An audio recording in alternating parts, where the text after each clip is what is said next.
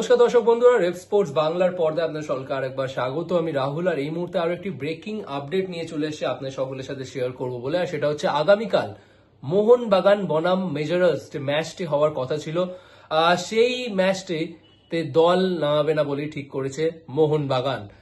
তার কারণ হচ্ছে মোহনবাগানের যেহেতু চলতি ডুরান্ড কাপে তাদের রিজার্ভ টিমের থেকে প্রায় 9 জন ফুটবলারকে তারা ইনক্লুড করেছে সিনিয়র দলে, আর সেই কারণেই সিএফএল এ ইতিমধ্যে দল নামাতে কিন্তু বেশ সমস্যার সম্মুখীন হয়েছে মোহনবাগান দল। পুরোটা আমি ডিটেলসে বলবো। সেটা হচ্ছে যেহেতু ডুরান্ড কাপে মোহনবাগানের যে স্কোয়াডটা যেটা পার্টিসিপেট করছে সেটাতে যদি আপনারা দেখেন, পাসাং দর্জি তামাং, লিওয়ান কাস্টানা, রোশন, সন্দীপ মাল্লিক, এরকম একাধিক ফুটবলাররা কিন্তু রয়েছে যারা রিজার্ভ টিমেও মোহনবাগানের হয়ে অংশগ্রহণ করছে সিএফএল এ, এবং তাদেরকে ডুরান্ড কাপে সিনিয়র দলেও কিন্তু ইনক্লুড করা হয়েছে।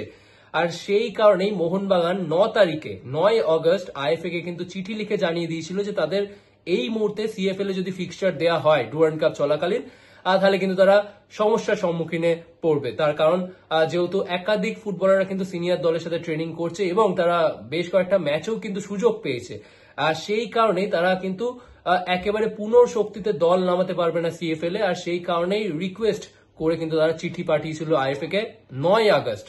কিন্তু তাও আইএফএ কিন্তু তাদের সেই চিঠির কোন রকম রেসপন্স না দিয়েই 13 আগস্ট কিন্তু ম্যাচ রেখেছে, মোহনবাগান বনাম মেজারার্স ম্যাচ। এবং সেই ম্যাচটা প্রথমে হওয়ার কথা ছিল মোহনবাগান মাঠে, কিন্তু যেহেতু সম্প্রচারের পারমিশন না পাওয়ায় সেই ম্যাচটি সরিয়ে নিয়ে যাওয়া হয় নৈহাটিতে। কিন্তু এই মুহূর্তে যেটা ব্রেকিং আপডেট পাওয়া যাচ্ছে, মোহনবাগান গতকাল আরো একবার আইএফএ কে কিন্তু চিঠি লিখে জানিয়েছে তাদের এই মুহূর্তে সিএফএল এর ফিক্সচার যদি দেয়া হয় তাদের কিন্তু খেলতে তাদের সমস্যা রয়েছে।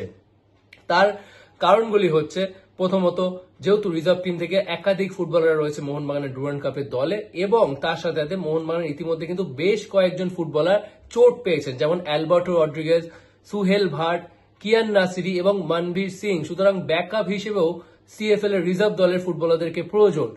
এবং মোহনবাগান যেহেতু একটু দেরিতে প্রিসিজনটা শুরু করেছে, সেই কারণে বেশিরভাগ ফুটবলাররা এখনো সেই 90 মিনিট ম্যাচ খেলার ফিটনেসে এখনো কিন্তু পৌঁছায়নি। সেই কারণেই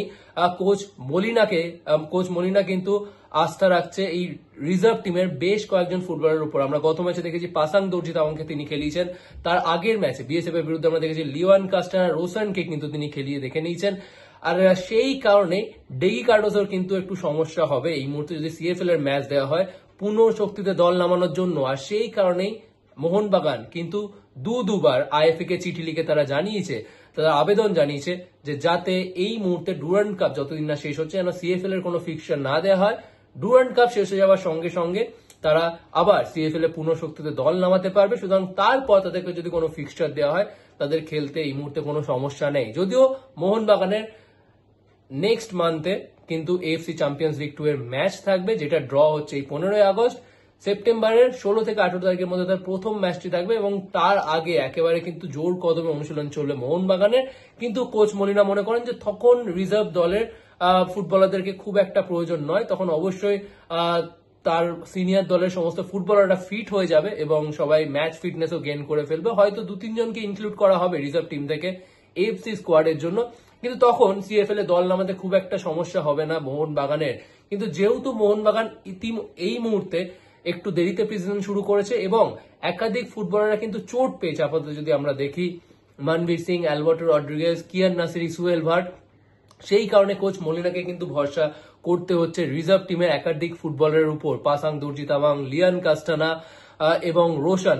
আর সেই কারণে সিএফএল এ আপাতত দল নামাতে কিন্তু সমস্যার মুখোমুখি হয়েছে মোহনবাগান। আর সেই কারণে তারা আইএফএ কে দুবার চিঠি লিখে জানিয়েছে, কিন্তু তাও এখনো সেই চিঠির কোন রকম রেসপন্স দেয়নি কিন্তু আইএফএ।